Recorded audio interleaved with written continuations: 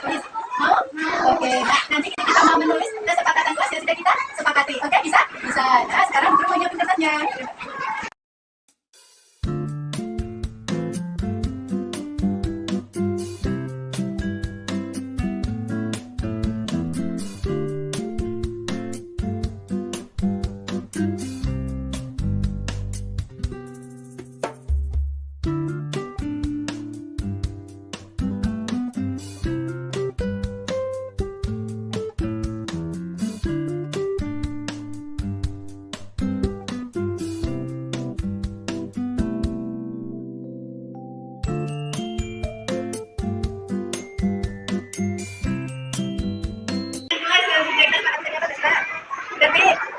Teman-teman, beres-beres, tuntas, lagi, gantian, ya.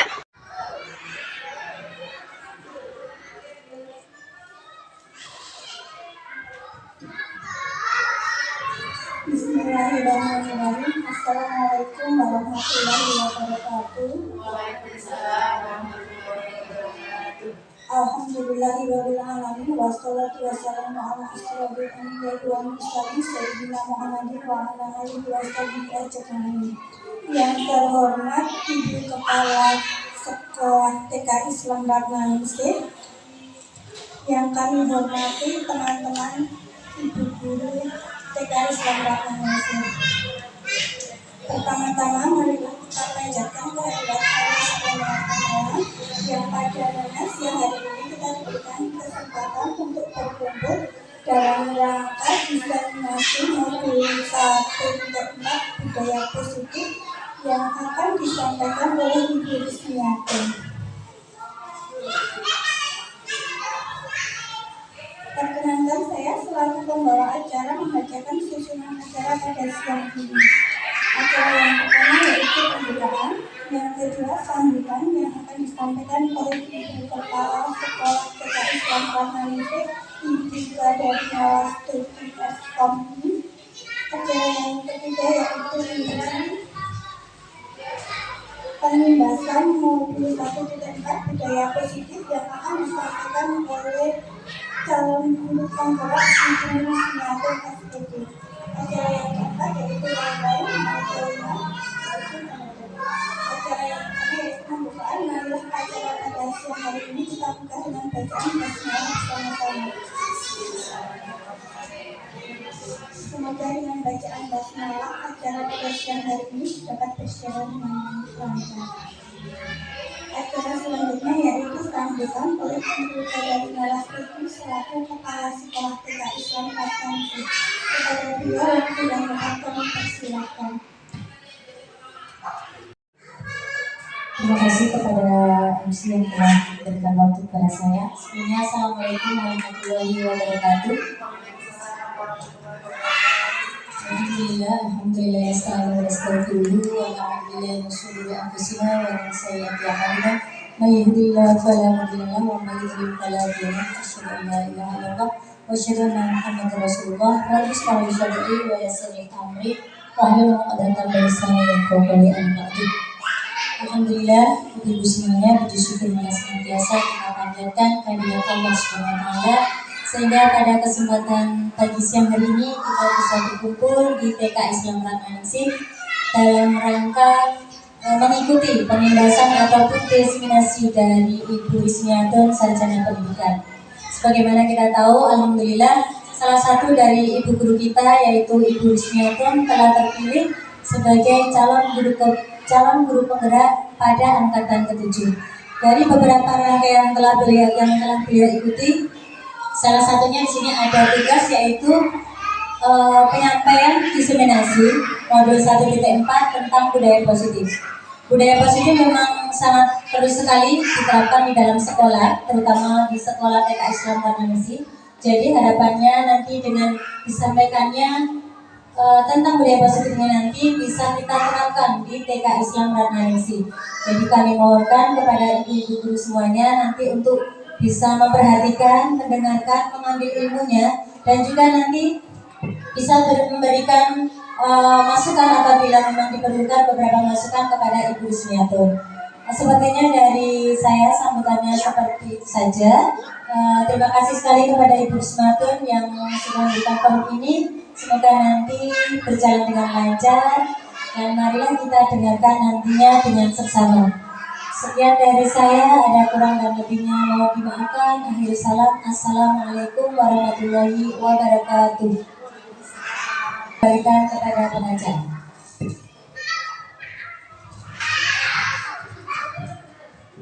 Alhamdulillah, terima kasih kepada Ibu Badari Narasudi atas sambutan.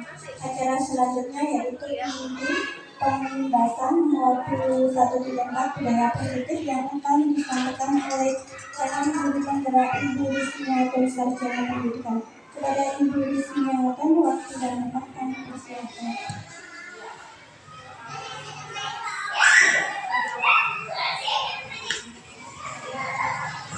Assalamualaikum warahmatullahi wabarakatuh.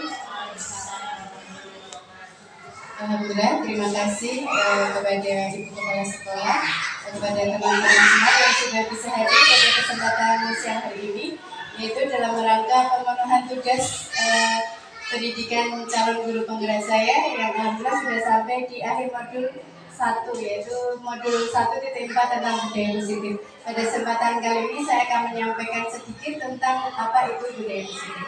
Bisa langsung kita mulai ya?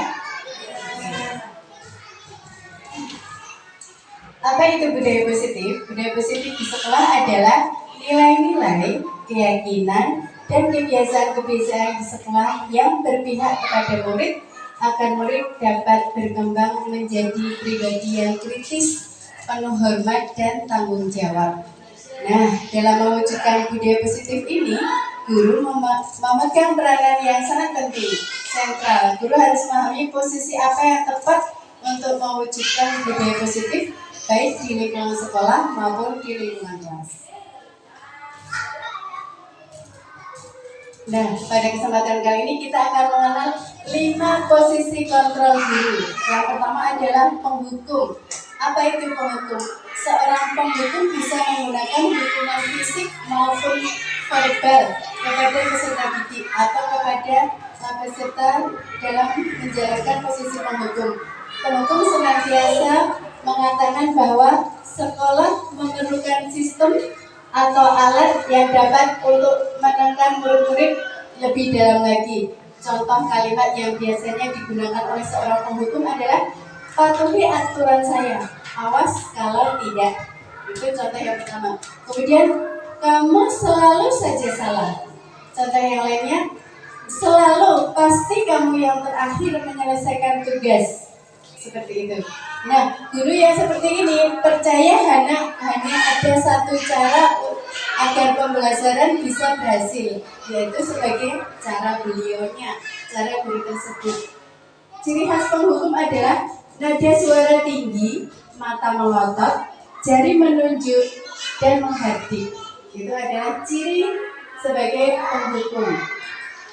Kemudian penerapan posisi ini akan membuat murid menjadi marah, mendendam, dan bersifat agresif. Nanti kita akan lihat contoh videonya. Next. Kemudian yang kedua, posisi kontrol guru sebagai pembuat merasa perasaan bersalah. Pada posisi ini, suara guru lebih lembut.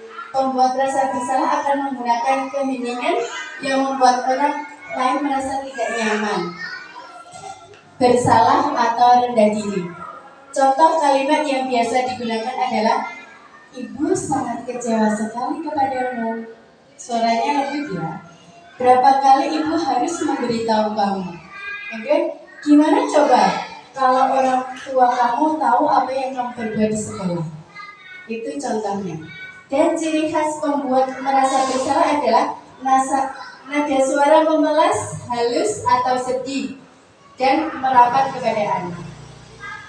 Begitu ya. Pada posisi ini, murid akan memiliki penilaian diri yang buruk tentang diri sendiri, tentang dirinya berkata, aku begitu ya, aku sudah mengecewakan guru, dan lain-lain. Dia merasa tidak berharga, minder, tidak percaya diri, dan telah mengecewakan orang-orang yang disayangi, terutama guru pada saat itu yang berada di sekolah.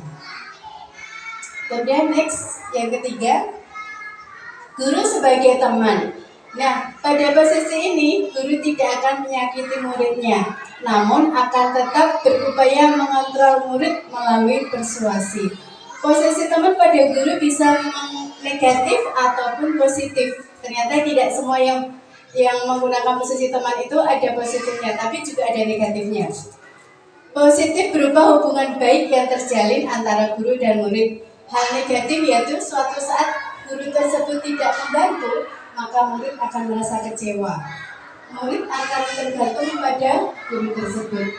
Contohnya, ayo kerjakan, bantu guru dan ayo ingat tidak bantuan bu guru selama ini. Kan bu guru bantu terus kan setiap hari. Atau ya sudah, kali ini tidak apa-apa, nanti bu guru yang mengerjakan. Kamu boleh main di belakang. Seperti itu adalah contoh dari kalimat posisi guru sebagai teman. Ciri khas posisi teman adalah nada suara ramah, akrab, bercanda, merapat pada murid. Dan juga ada senyum jenaka. Pada posisi teman, murid akan merasa senang dan akrab dengan guru. Tetapi anak akan tergantung dengan guru tersebut. Murid akan berbuat sesuatu bila yang menyuruh adalah guru tersebut. Dan belum tentu berlaku hal sama dengan guru yang lain. Sampai sini paham ya?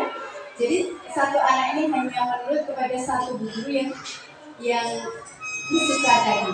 Jadi aturan main yang lain tidak berlaku jika itu berganti dengan guru. Oke, yang keempat, guru sebagai pemantau atau mengawasi. Pada saat kita mengawasi, kita bertanggung jawab atas perilaku anak-anak yang kita awasi.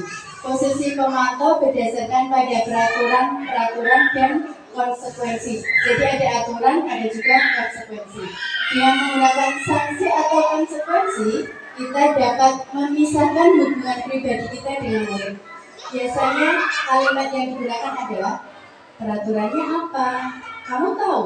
Semisal kamu tidak berdoa, semisal kamu datang terlambat, kamu tahu peraturannya apa? Apa yang telah kamu lakukan? Konsekuensi apa jika kamu datang terlambat? Itu guru sebagai pemantau. Seorang pemantau sangat mengandalkan perhitungan, catatan, data yang dapat digunakan sebagai bukti atas perilaku seseorang.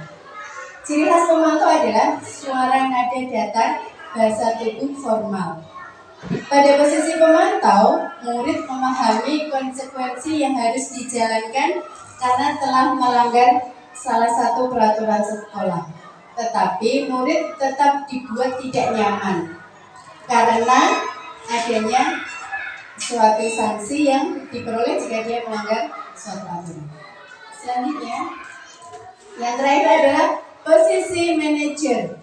Pada posisi manajer, guru berbuat sesuatu dengan murid, mempersilahkan murid bertanggung jawab atas perilakunya, mendukung murid agar dapat menemukan solusi atau permasalahannya sendiri. Seorang manajer telah memiliki keterampilan di posisi teman maupun pemantau. Dengan demikian, pada waktu tertentu, kembali kepada kedua posisi tersebut sudah diperlukan. Jadi manajer ini dia bisa berposisi sebagai teman dan juga sebagai pemantau. Jadi dia bisa berlaku tiga hal ya. Kalau guru mengambil posisi sebagai manajer, dia bisa sebagai pemantau, sebagai teman, dan sebagai manajer. Dia bisa menawarkan sesuatu anak untuk bertanggung jawab, kemudian untuk menyelesaikan atau mencari solusi atas sikap yang telah diperbuatnya. Namun bila kita menginginkan murid-murid kita menjadi manusia yang merdeka, mandiri dan bertanggung jawab, kita perlu mengacu pada restitusi yang menjadikan murid seorang manajer bagi diri sendiri. Jadi selain sebagai manajer, guru juga diharapkan bisa membuat anak juga sebagai manajer untuk dirinya sendiri. Nah, contoh kalimat yang biasa digunakan pada sebagai manajer adalah apa yang kita yakini. Ini kembali ke keyakinan kelas. Kemudian, apakah kamu meyakininya? Jika kamu meyakini, apakah kamu bersedia memperbaikinya? Apa rencana kamu untuk memperbaiki hal ini? Tugas seorang manajer bukan hanya mengatur perilaku seseorang, tetapi membimbing murid tersebut untuk bisa mengatur diri sendiri, untuk sadar dengan kewajiban, tanggung jawab dan konsekuensi apabila dia melakukan sesuatu yang bertentangan dengan kesepakatan kelas. Ciri khas seorang manajer adalah nada suara tulus, bahasa tidak kaku, mendekat ke murid. Pada posisi manajer, guru akan mengembalikan tanggung jawab kepada murid untuk mencari jalan keluar permasalahannya, tapi tentu saja tetap dengan bimbingan. Oke, next. Itu tadi 5 posisi kontrol. Nah, sekarang akan kita lihat contoh nyatanya ya. Silakan diperhatikan dulu. Sama aja itu dengan Bapak hebat. Dalam penerapan disiplin positif restitusi, salah satu program yang digunakan adalah 5 posisi kontrol. 5 posisi kontrol dalam restitusi adalah proses perjalanan seorang pendidik agar dapat mengenali dirinya. Pada video kali ini, kita akan membahas tentang 5 posisi kontrol yang digunakan oleh dalil dosen dan contoh penerapannya.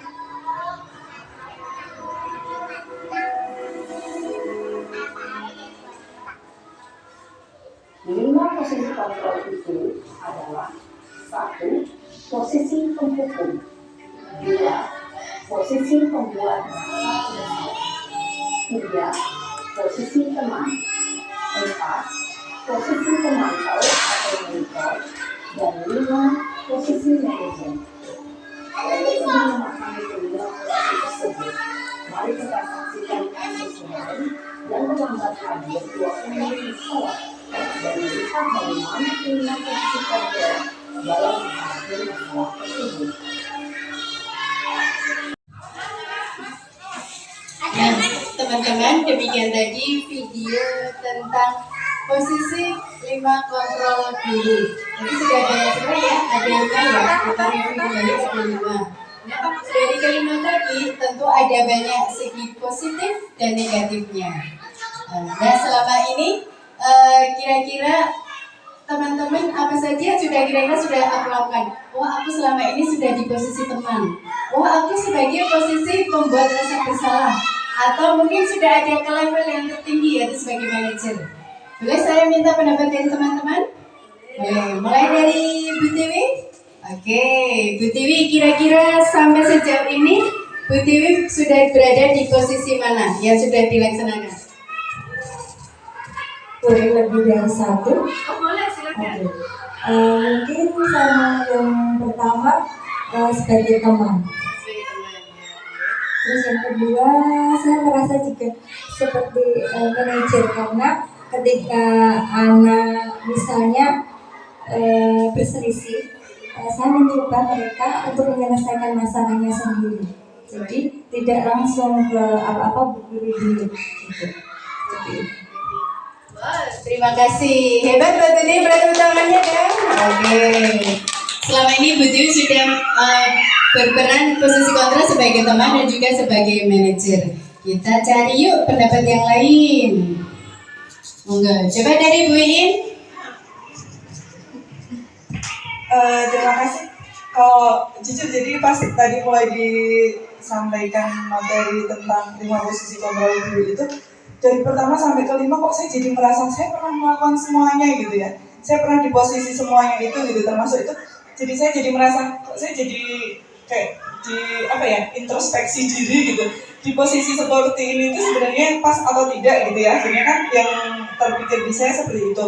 Kayak misalnya jadi penghukum, saya pernah melakukan itu gitu ya, menghukum anak-anak gitu, termasuk membuat merasa bersalah juga pernah, sebagai teman juga pernah, dan sebagai pemantau pun juga pernah gitu. Mungkin kalau misalnya di posisi manajer itu sebenarnya kan mungkin paduan dari teman dan pemantau ya, berarti mungkin sedikit banyak mungkin pernah juga di posisi itu gitu. Nah, di antara 5 itu tadi ya, yang maksudnya yang pernah saya lakukan sebenarnya yang jadi saya justru jadi malah jadi bertanya sebenarnya yang selama ini terjadi di saya gitu, di posisi yang sudah ada selama ini yang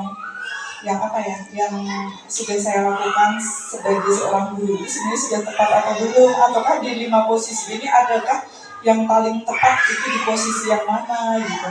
Nah itu sih Bu Atun, insya Allah. Terima kasih banyak. Oke, terima kasih Bu In atas pendapatnya pada siang hari ini. Wah, hebat sekali Bu In, ternyata sudah melakukan kelima posisi tersebut. Ya, kelima posisi tersebut.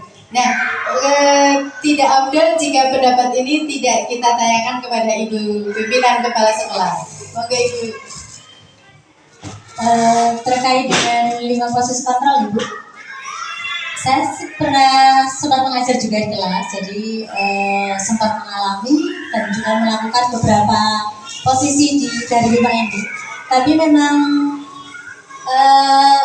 ketika Bu Rizmi tadi menyampaikan materi ini, saya juga jadi introspeksi Bu In. Jadi betul, berarti yang paling tepat yang perlu kita lakukan ke anak-anak itu yang mana?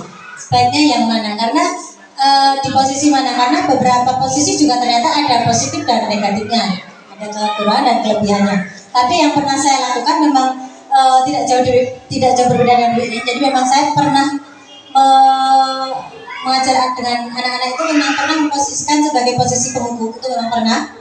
Jadi ketika mungkin anak-anak saat kegiatan sholat ataupun berdoa kok dia tidak sesuai aturan main, nah di situ nanti diberikan sanksi, mungkin duduk di pojok atau mungkin makannya ambil snacknya nanti di terakhir seperti itu. Kemudian juga membuat merasa bersalah juga pernah juga. Jadi apakah nanti ayah bunda tidak sedih kalau anak-anak doanya tidak sungguh-sungguh, ngajinya tidak sungguh-sungguh, sholatnya tidak sungguh-sungguh, pastinya ayah bunda pasti juga akan sedih. Jadi pernah juga melakukan seperti itu. Sebagai teman juga pernah juga, jadi merangkul anak-anak seperti teman sendiri. Jadi ayo bermain, ayo kita sholat, ayo segera wudu, ayo segera antri. Jadi tidak harus istilahnya tak seperti itu, tapi memang bahasanya memang lebih lembut dan lebih menganak seperti itu. Kemudian kalau pemantau juga pernah juga.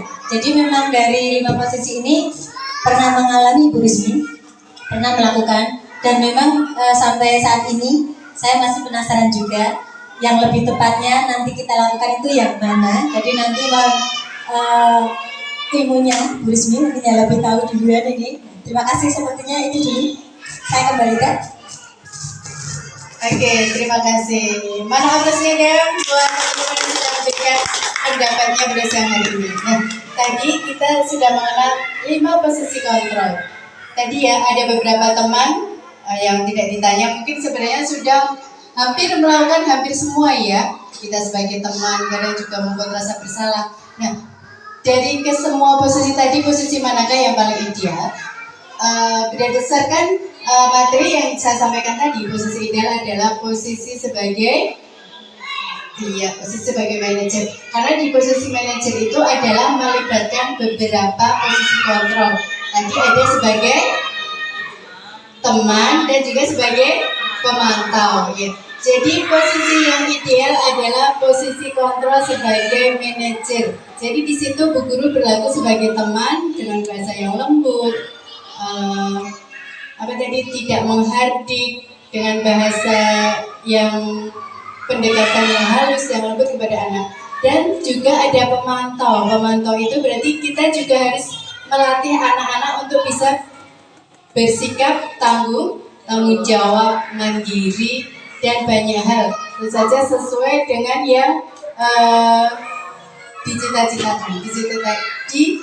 Diharapkan sesuai dengan profil pelajar Pancasila. Masih ingat apa sajakah itu?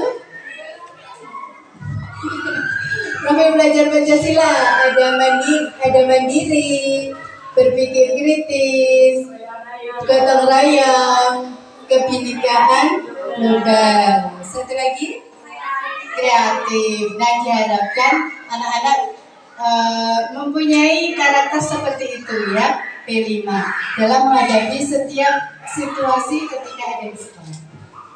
Begitu ya, yang kita semua belajar.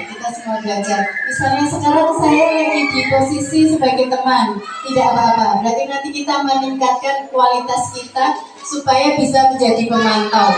Jadi anak-anak juga diharapkan bisa bertanggung jawab, bisa mencari solusi atas masalah yang dihadapi. Jadi udah dikit-dikit Bu Guru gitu ya. ya. Bu guru, oh begini-begini, nah tidak. Kita melatih anak-anak untuk berpikir kritis, menyelesaikan masalah. Jika aku berbuat ini, solusi apa yang harus aku kerjakan? Konsekuensi apa yang akan saya terima jika saya melanggar kesepakatan kelas? Oke, itu tadi materi yang pertama. Nah, pada siang hari ini kita akan belajar tentang 2 materi ya. Materi yang pertama sudah selesai, kemudian materi yang selanjutnya, monggo Bu Yuli, di next. Nah, materi yang kedua adalah keyakinan kelas. Tadi kita sudah disebutkan ya beberapa kali tentang keyakinan kelas. Apa sih keyakinan kelas itu? Sebenarnya kita sudah mengenal yang namanya keyakinan kelas, sudah kita terapkan di sehari-hari di sehari-hari pembelajaran kita. Oke, kita jelaskan dulu apa keyakinan kelas itu. Mengapa keyakinan kelas? Mengapa tidak peraturan kelas? Ternyata beda ya keyakinan dengan peraturan. Yang pertama, contohnya, mengapa kita memiliki peraturan tentang penggunaan helm pada saat kita berkendara? Itu peraturan memakai helm. Terus yang kedua, mengapa kita memiliki peraturan tentang penggunaan masker dan mencuci tangan setiap saat? Itu juga peraturan. Coba kita tulis kembali. Nilai-nilai keselamatan atau kesehatan inilah yang kita sebut sebagai suatu keyakinan atau nilai-nilai kebajikan universal yang sudah disepakati secara tersurat lepas dari latar belakang suku, negara, bahasa maupun agama. Seseorang akan lebih tergerak dan bersemangat untuk menjalankan keyakinannya daripada hanya sekedar mengikuti serangkaian peraturan tertulis tanpa makna. Murid-murid pun demikian, di kelas, di sekolah juga demikian.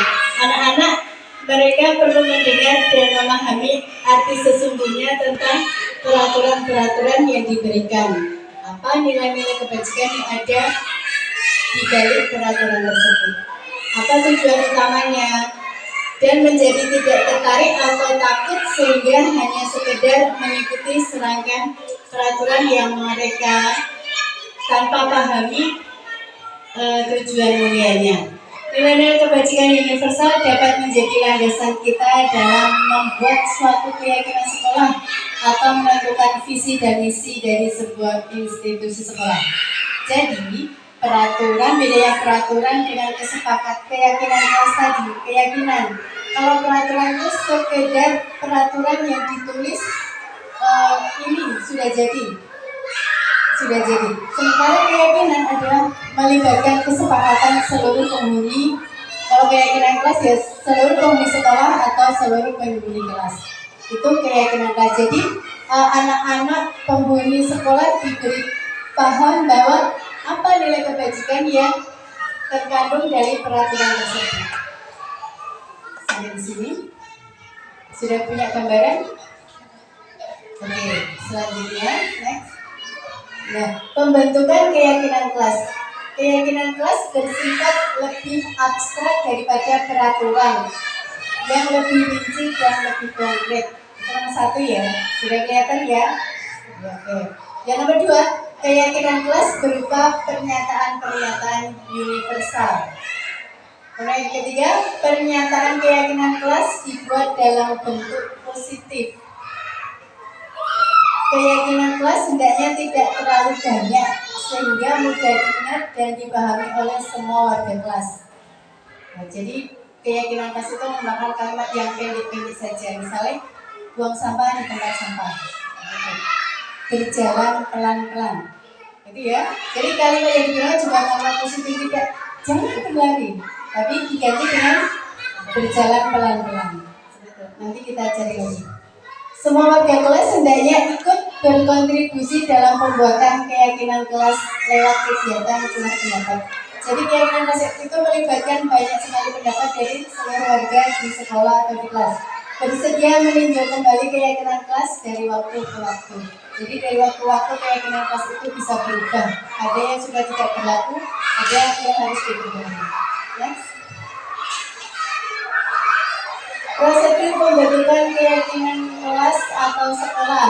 Mempersilahkan warga sekolah, murid-murid untuk mencurahkan pendapat, kemudian menyusunnya, mencatatnya, kemudian ditinjau kembali, dibicarakan kembali bersama, tinjau ulang keyakinan kelas secara bersama-sama. Beberapa peraturan dijadikan jadi satu keyakinan. Misalnya pendapatnya A, B, dan C itu hampir mirip, bisa dijadikan satu keyakinan saja. Setelah selesai dibuat, maka seluruh warga dipersilakan meninjau ulang dan menyetujui dengan menandatangani keyakinan sekolah atau kelas tersebut, termasuk guru, murid, dan warga sekolah. Nah, kemudian keyakinan kelas selanjutnya dilekatkan di dinding, di tempat yang mudah dilihat oleh semua warga sekolah atau kelas. Kemarin saya sudah membuat keyakinan kelas dengan murid-murid di kelas. Jadi apa saja yang kamu inginkan supaya anak-anak itu, supaya kamu bisa belajar aman, tenang, dan nyaman di sekolah. Karena sudah kita buat kesepakatannya dan sudah kita tempel di dinding. Ya itu nanti karena sudah disepakati berarti harus ditaati oleh seluruh warga kelas B2. Kemarin kita sudah buat. Selanjutnya, contoh keyakinan kelas. Setiap anggota kelas perlu belajar. Setiap anggota kelas perlu senang. Setiap anggota kelas perlu melakukan tugas. Atau kemarin kita bahasanya tuntas dalam menyelesaikan tugas. Setiap anggota kelas perlu saling menghargai. Setiap anggota kelas perlu merasa aman. Ini contoh dari keyakinan kelas. Selanjutnya, ya, nilai kebajikan. Nilai kebajikan ini sudah ada poin-poinnya ya. Ada apa saja, banyak sekali. Ada tanggung jawab, harga diri, kedamaian, ketegasan, keadilan, pengabdian. Itu nilai-nilai kebajikan yang diharapkan ada di keyakinan kelas yang kita buat. Jadi keyakinan kelas itu harus mengandung nilai-nilai kebajikan yang besar. Begitu, lanjut. Nah sekarang saya mau teman-teman mengisi ruang yang kosong sebelah, kolom yang kosong. Peraturan dan nilai kebajikan yang dituju. Semisal nomor 1, kembalikan barang ke tempatnya. Terus yang nomor 2, dilarang mengganggu orang lain. Kira-kira kalimatnya yang cocok apa? Kemudian hadir di sekolah 15 menit sebelum pembelajaran dimulai. Dilarang melakukan kekerasan, dilarang menggunakan narkoba. Coba sekarang boleh disiapkan kertasnya. Tidak apa-apa, kita belajar berpendapat. Coba saya beri waktu berapa menit? 1, 2, 3, 4, 5, 6, 7, 8, 9. Ada 9 poin ya. 9 poin. Kira-kira nomor 1 nanti suara terbanyak apa? Kembalikan barang ke tempatnya.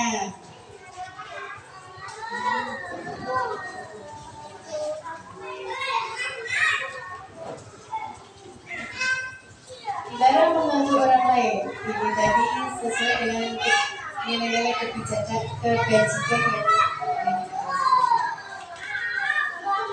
gunakan masker, berjalan di kelas dan koridor.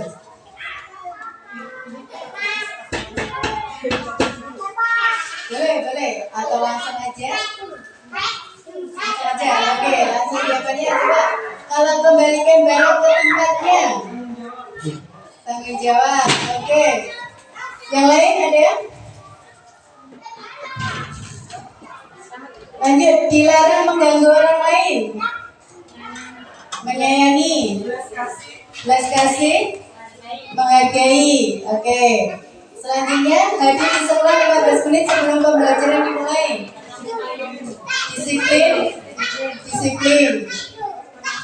Lanjut, dilarang melakukan kekerasan.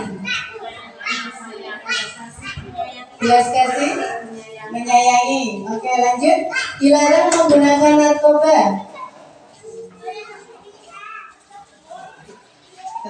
tenaga kesehatan ya?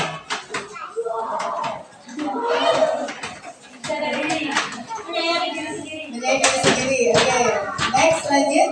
Oh sebentar. Ini apa lanjutnya? Bergantian atau menunggu giliran? Sabar, disiplin. Oke, selanjutnya dilarang merokok. Kesehatan. Gunakan masker. Kesehatan. Berjalan di kelas dan koridor.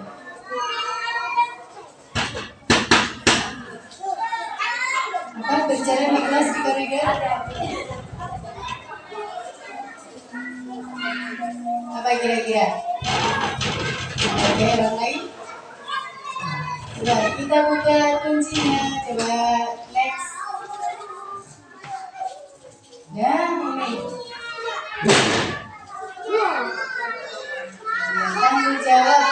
Dilarang mengurangi lagi menghormati orang lain. Jadi di sekolah 15 menit menghormati orang lain dan berkomitmen.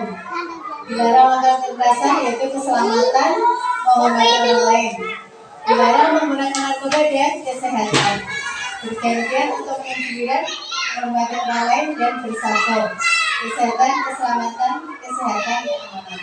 Oke, berarti sudah hampir betul ya, sudah hampir paham semua. Hebat teman-teman buat guru TK Islam Naraisi.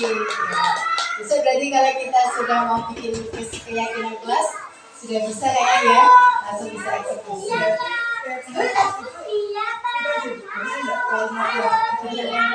Enggak, dari kan yang anak-anak bisa dipahami karena kita levelnya tingkat TK, otomatis kita kalimat yang pendek lebih sederhana. Beda dengan tingkat selanjutnya, SD, SMP, SMA. Kita pilih kalimat yang singkat-singkat yang sederhana. Iya, tadi ada yang kecil. Iya, itu boleh kita pilih. Boleh kita pilih yang disesuaikan. Iya, disesuaikan. Oke. Ya ada banyak sekali. Lanjut ya. Oke, lanjut next. Restitusi sekarang. Jadi juga sudah sempat mendengar sekali ya tadi kalimat restitusi itu apa. Restitusi adalah sebuah pendekatan untuk menciptakan disiplin positif. Bagaimana sebaiknya respon kita bila ada murid kita yang melakukan kesalahan? Ini sering kita temui ya. Oke, next. Restitusi. Restitusi adalah proses menciptakan kondisi bagi murid untuk memperbaiki kesalahan mereka, sehingga mereka bisa kembali kepada kelompok mereka dengan karakter yang lebih kuat. Itu pendapat dosen ya, 2004. Restitusi merupakan proses kolaboratif yang mengajarkan murid untuk mencari solusi untuk masalah yang dihadapi dan membantu murid untuk berpikir tentang orang seperti apa yang mereka inginkan dan bagaimana mereka harus melakukan orang lain. Itu pendapat Nelson dosen 1996. Restitusi membantu murid menjadi lebih memiliki tujuan, disiplin positif, dan memulihkan dirinya setelah berbuat salah. Melalui pendekatan restitusi ini, ketika murid berbuat salah, guru akan menanggapi dengan mengajak murid untuk berefleksi tentang apa yang mereka lakukan dan berusaha mencari solusi jalan keluar yang bisa untuk menyelesaikan masalah tersebut. Pendekatan ini tidak hanya menguntungkan korban, tapi juga menguntungkan orang yang telah berbuat salah. Restitusi juga sesuai dengan prinsip teori kontrol William Glasser tentang solusi win-win atau menguntungkan. Next. Ya, ciri-ciri restitusi. Restitusi bukan untuk menebus kesalahan, namun untuk belajar dari kesalahan. Restitusi memperbaiki hubungan. Restitusi adalah tawaran, bukan paksaan. Menuntun untuk melihat ke dalam diri. Restitusi mencari kebutuhan dasar yang mendasari tindakan. Restitusi menguatkan dan fokus kepada solusi. Restitusi ini diharapkan mengembalikan murid yang berbuat salah kepada kelompokan. Next. Nah, ini ada segitiga restitusi ya. Segitiga restitusi. Kalian dulu ya, kita istirahat dulu sebentar. Itu tentang segitiga restitusi. Apa itu segitiga restitusi? Di situ ada 3 bagian ya. Ini nanti adalah panduan ketika kita menghadapi anak-anak yang melakukan sesuatu yang tidak sesuai dengan keyakinan kelas atau kesepakatan kelas. Nah, yang pertama yaitu kita harus ada 3, segitiga restitusi itu ada 3. Yang pertama adalah validasi kebutuhan, yang kedua menanyakan keyakinan, yang ketiga menstabilkan identitas. Nah, apa saja itu? Teman-teman asing nggak dengan istilah ini? Belum pernah mendengar ya? Oke. Ya, sebenarnya ini sudah kita kerjakan setiap harinya. Mungkin belum tahu saja, oh ternyata ini tahu segitiga restitusi. Nah, karena sebenarnya kita buka aja, apa sih segitiga restitusi? Next dulu. Yang pertama yaitu adalah menstabilkan identitas. Nah, apa itu menstabilkan identitas? Ini tujuannya untuk membuat anak yang merasa gagal karena berbuat salah menjadi positif terhadap dirinya. Bertujuan untuk mengubah identitas anak dari yang gagal karena melakukan kesalahan menjadi orang yang sukses atau positif, menjadi positif percaya diri terhadap dirinya. Nah, kata-kata apa saja yang biasanya diucapkan guru ketika menstabilkan identitas, yaitu berbuat salah itu tidak apa-apa. Nah, kemudian tidak ada manusia yang sempurna. Saya juga pernah melakukan kesalahan itu. Kita bisa menyelesaikan masalah ini. Bapak Ibu tidak tertarik mencari siapa yang salah, tapi ingin mencari solusi dari permasalahan ini. Nah, di sini jelas ya, menstabilkan identitas itu berarti menanyakan kepada anak. Jadi menstabilkan dulu, jangan langsung mengejas. Jadi menstabilkan dulu. Istilahnya nyemi anak dulu.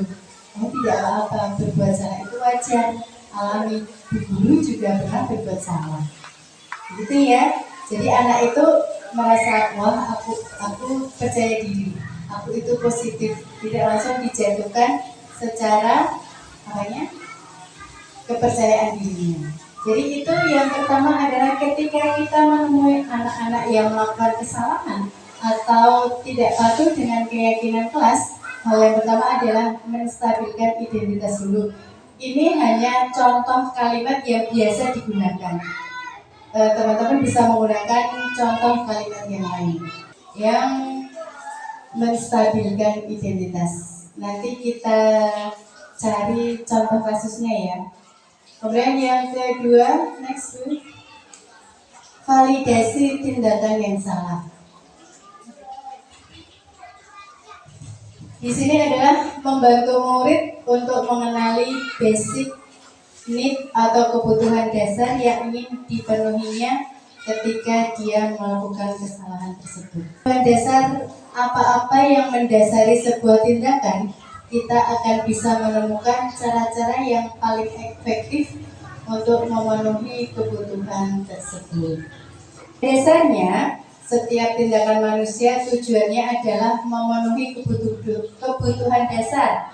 Apa saja itu kebutuhan dasar itu? Ada kebutuhan penguasaan, kebebasan, kasih sayang, dan rasa ingin diterima, kesenangan atau bertahan hidup. Jadi anak itu melakukan sesuatu pasti ada alasannya. Jadi ada alasannya, yaitu sebenarnya pingin diperhatikan. Ya tadi deh, kebutuhan dasar anak itu pingin digatek, penguasaan, kebebasan, kesenangan, atau juga bertahan hidup.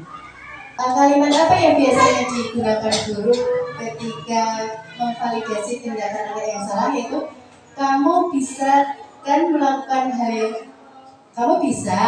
yang lebih buruk, tapi kamu tidak melakukannya, bukan? Kamu itu bisa melakukan hal yang buruk, tapi guru yakin kamu tidak melakukannya. Kamu pasti punya alasan ketika melakukan hal ini.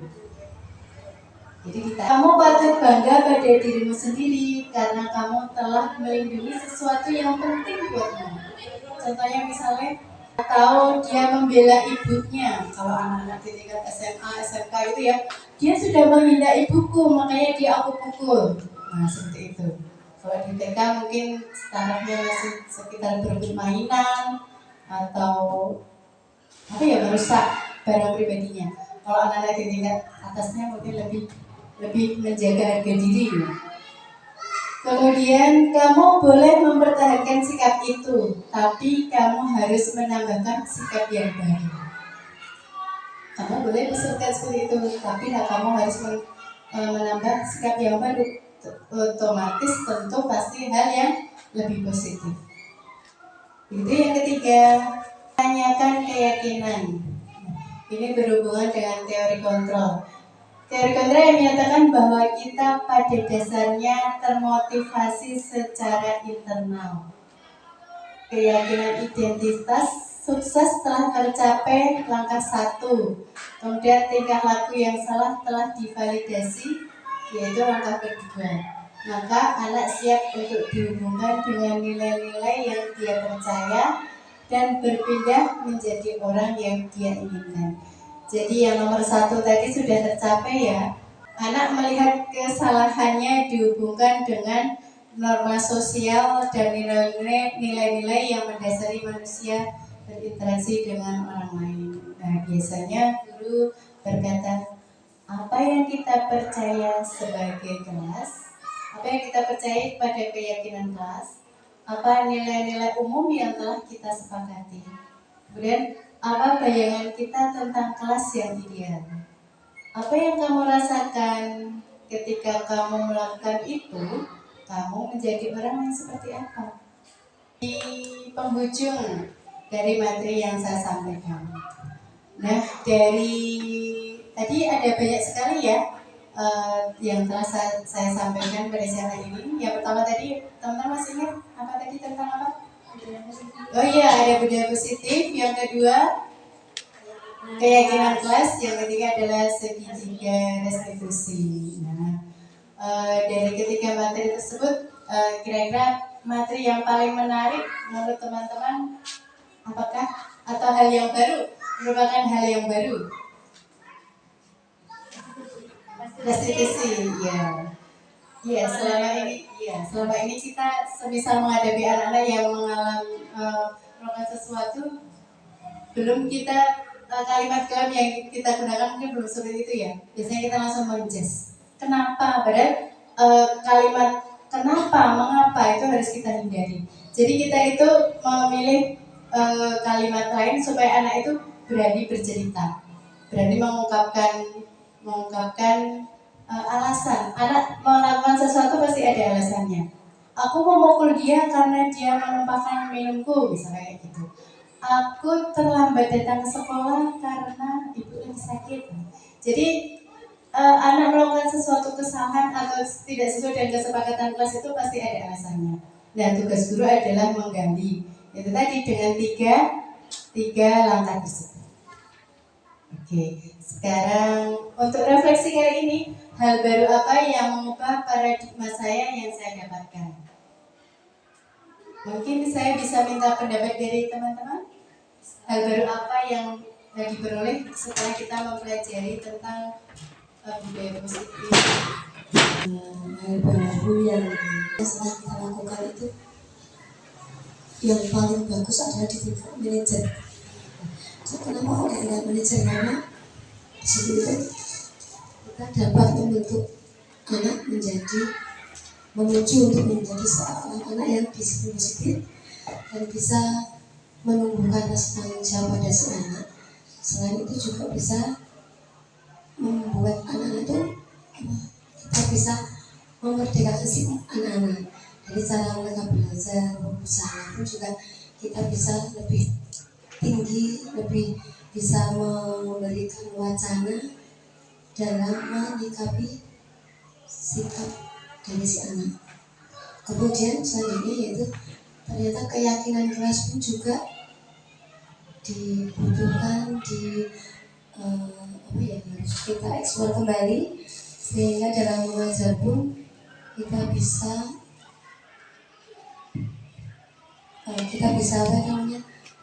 membuat suasana kelas menjadi asik dan menyenangkan, dan apa yang kita sampaikan dapat dipahami oleh si anak. Untuk yang restitusi itu memang hal yang paling baru banget bagi kami juga, bagi teman sendiri juga paling baru, dan itu adalah bagaimana cara kita untuk menyikapi dan menghadapi dengan berbagai masalah yang mungkin selama ini terjadi pada anak, sehingga kita tidak salah melangkah dalam memberikan arahan kepada anak-anak. Mungkin itu dari Bulog. Ada tambahan teman-teman yang lain? Mungkin Bu Lulu, Bu Dela, ada teman-teman lain? Sedikit pendapat Atas pemaparan hari ini, teman-teman, dari pemaparan Bu Aton hari ini saya mendapat banyak ilmu. Sama ini tentang ilmu tentang budaya fiktif tadi ya, tentang 5 posisi kontrol tadi. Ternyata saya masih pada tahap nomor 3 yang teman-teman masalah kita bisa memanage, karena saya belum sampai ke situ untuk versi saya sendiri. Kemudian tentang segitiga restitusi tadi memang satu hal yang baru bagi saya, untuk kami. Kemudian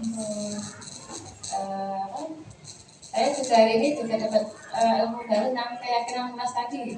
Tentang keyakinan keras tadi selama ini yang saya pahami ya tentang kesepakatan kelas seperti itu. Terima kasih Bu. Ada lagi teman yang mau berpendapat? Bu Eka? Betul. Bu Yuli? Ada pendapat? Oke.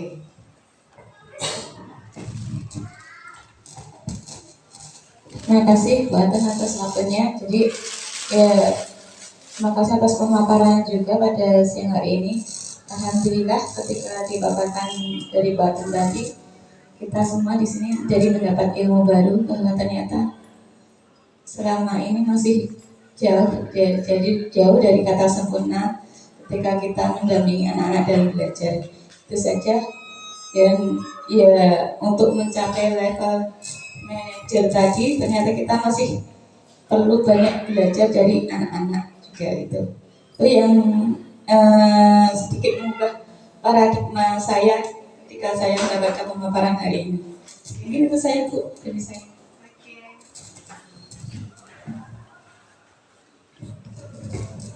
Oke, terima kasih. Sepertinya yang kontrol 5 kontrol posisi kontrol dulu tadi kayaknya yang menarik ya. Coba saya mau buka, coba kita review kembali ya. Saya menyebutkan pernyataan-pernyataan, nanti teman-teman tugasnya adalah menyebutkan ya, menyebutkan itu guru dalam posisi sebagai apa. Kalimat yang saya katakan adalah jika saya kecewa sekali dengan kamu, kira-kira sebagai apa guru? Membuat rasa bersalah? Oke, betul. Wah, hebat ini. Sudah langsung nempel. Yang kedua, kamu tidak pernah benar melakukannya. Penghukum, oke, 100. Ayolah, lakukan ini demi ibu atau bapak guru. Teman, oke. Apakah kamu mau mendapatkan stiker bintang hari ini? Wah, hebat. Telah kebetulan semua. Lanjutnya, bagaimana kamu bisa menyelesaikan masalah ini? Oke, terakhir, kamu selalu yang paling terakhir. Wah, Masya Allah, tepuk tangan. sudah paham ya? Nah, jadi besok ketika menghadapi anak-anak, jika aku mengatakan ini, kamu kok telah terus kamu tuh kok lenggara kari dewe, itu berarti bahwa aku pada posisi penghukum, ini sudah benar atau belum, kayak gitu ya. Tadi kan ada efeknya ya, kalau sebagai penghukum anak itu menjadi minder, menjadi dendam, menjadi marah, kayak gitu kan. Terus ketika kita sebagai teman juga ada efek negatifnya. Iya, ketergantungan benar. Anak itu manut cuma kepada guru tersebut. Kalau gurunya nggak datang, ya wes sesuka-suka aku. Seperti itu ya. Oke, selanjutnya satu lagi sebelum kita tutup. Contoh kasus ya. Contoh kasus. Teman-teman sudah bisa ya. Nah, studi kasus 1. Saya bacakan ya. Sabrina bangun terlambat dan terburu-buru sampai sekolah. Dia pun akhirnya sampai di gerbang sekolah, tapi baru menyadari kalau tidak memakai sepatu warna hitam sesuai dengan peraturan sekolah. Terus guru berkata, Sabrina, kamu tahu tidak peraturan sekolah tentang seragam warna sepatu? Tahu Bu, sepatu harus berwarna hitam. Tapi saya terburu-buru dan salah mengenakan sepatu dan tidak mungkin kembali Bu, karena rumah saya jauh. Bu guru berkata, ya sudah, kamu sudah melanggar peraturan sekolah. Kamu salah, sudah terlambat, salah pula sepatunya. Segera buka sepatumu kalau tidak bisa mengenakan warna sepatu sesuai peraturan. Sabrina bilang, saya minta maaf Bu, saya janji tidak akan mengulanginya. Bu guru menjawab, tidak, kamu telah melanggar peraturan sekolah. Sekarang copot sepatumu dan silakan belajar tanpa sepatu seharian. Kira-kira? Ini berarti berhubungan dengan segitiga restitusi. Kira-kira tindakan Bu guru tadi sudah sampai di, coba Bu dibukakan segitiga restitusi lagi. Kira-kira Bu guru berada di mana? Ada 3 tadi kan? 3 poin kan?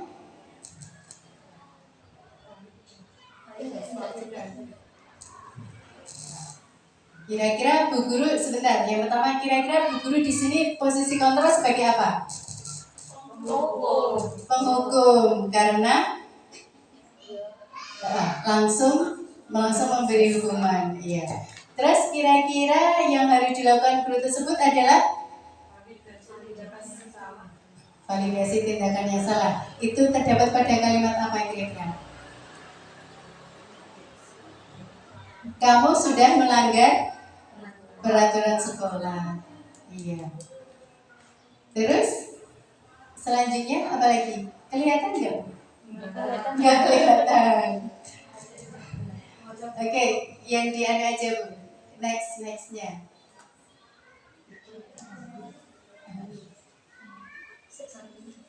Yang validasi apa? Yang nomor 2. Oke, jadi posisi di sini guru sebagai penghukum, harusnya guru tersebut yang dilakukan adalah yang nomor 1 dulu. Yang nomor 1 dulu, menstabilkan identitas dulu. Harusnya Bu guru tadi berkata seperti apa? Harusnya Bu guru tadi berkata Berbuat sama itu tidak apa-apa. Karena melambat itu tidak apa-apa. Datang terlambat itu tidak apa-apa, tapi ya kan ditanya. Dia sudah datang terlambat, tidak memakai sepatu sesuai aturan sekolah. Ya. Terus kemudian guru tadi juga memberikan sanksi ya, karena sudah melanggar kesepakatan kelas. Kira-kira menurut teman-teman sudah adil belum Bu guru ini tadi? Dia terlalu kaku ya, Sebenarnya hal ini bisa dibicarakan kembali, ya kan? Iya, bisa dibicarakan kembali. Itu sudah meminta maaf. Iya, sudah memberikan toleransi. Betul. Iya, dia belum seharusnya kan harus mulai dari yang nomor 1 tadi. Menstabilkan. Guru tahu kamu sudah berbuat salah, tapi ditanya kan, kamu pasti ada alasan. Kenapa seperti itu. Nanti kan anak yang bisa menjawab itu sepatu saya lagi bahasa guru atau begitu ya? Iya. Contoh kasus. Jadi besok jika kita menemukan kasus, kita sudah bisa tahu kira-kira langkah yang harus dilakukan apa. Haruskah kaku? Sekarang studi kasus yang kedua, 2 kasus aja ya. Sabrina bangun terlambat dan terburu-buru sampai sekolah. Dia pun akhirnya sampai di gerbang sekolah.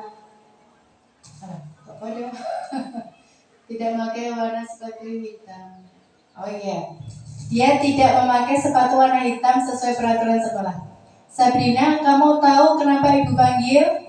Tahu bu, karena saya datang terlambat dan tidak memakai sepatu warna hitam. Bu gurunya berkata, semua orang pasti pernah melakukan kesalahan. Kamu tentu punya alasan datang terlambat dan tidak memakai sepatu warna hitam. Berarti ini sudah sesuai ya? Ini langkah pertama menstabilkan identitas. Terus Sabrina berkata, semalam saya tidur terlalu malam bu, karena saya bermain HP dan saya bangun terlambat sehingga terburu-buru berangkat sekolah. Terus gurunya berkata, kamu masih ingat dengan keyakinan kelas yang telah kita buat? Kira-kira itu di posisi apa? Iya, menanyakan, wah sudah pinter, jadi bu kepala. Alhamdulillah. Iya, terus Sabrina menjawab, masih bu, nilai kedisiplinan. Bu guru berkata, baik Sabrina, kamu masih ingat. Terus apa yang kamu lakukan agar keyakinan kelas itu dapat terlaksana? Saya tidak akan tidur larut malam bu, dan akan mengurangi untuk main HP di malam hari, sehingga saya bisa bangun lebih awal dan tidak terburu-buru berangkat sekolah. Nah, ibu harap kamu tidak mengulangi lagi Sabrina. Sekarang sana masuk kelas. Baik bu, terima kasih. Kira-kira itu semua langkah sudah dilakukan belum oleh bu guru? Sudah ya, ketiga-tiganya tadi ya. Teman-teman sudah punya gambaran? Kemarin saya juga sudah melakukan aksi nyata ya, aksi nyata pembuatan video. Kemarin melibatkan anak-anak juga. Saya mempunyai kendala karena saya di tingkat TK ya, jadi menyeting anak untuk anak itu susah sekali. Beda dengan teman saya CGP yang sudah SD, SMP, SMA itu anak-anak diajak settingan, berantem. Nanti kita selesaikan, itu gampang banget.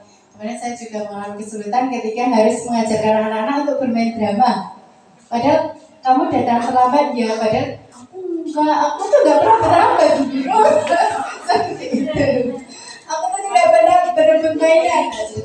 Jadi ya begitulah dinamikanya. Begitu ya teman-teman.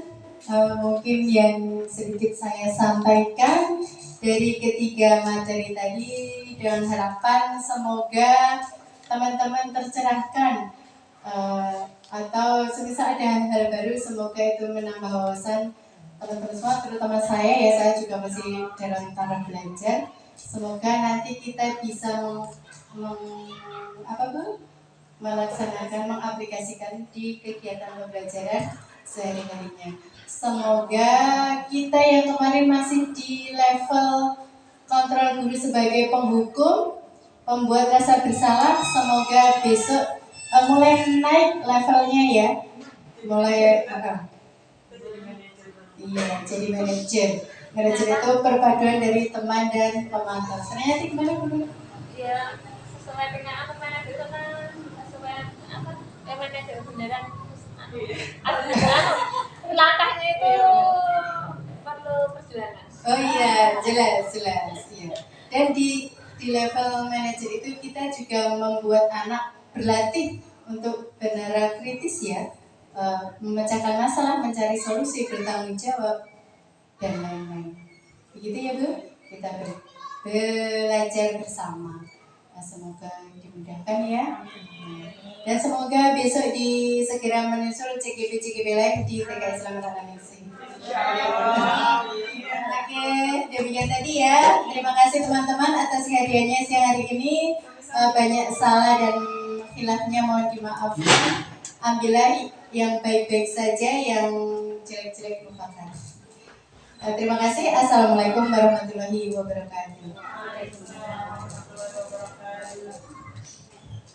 Alhamdulillahirrahmanirrahim. Terima kasih buat Tuhan atas ilmu yang sangat bermanfaat kepada kita. Semoga kita dapat menerapkan di sekolah kami. Amin.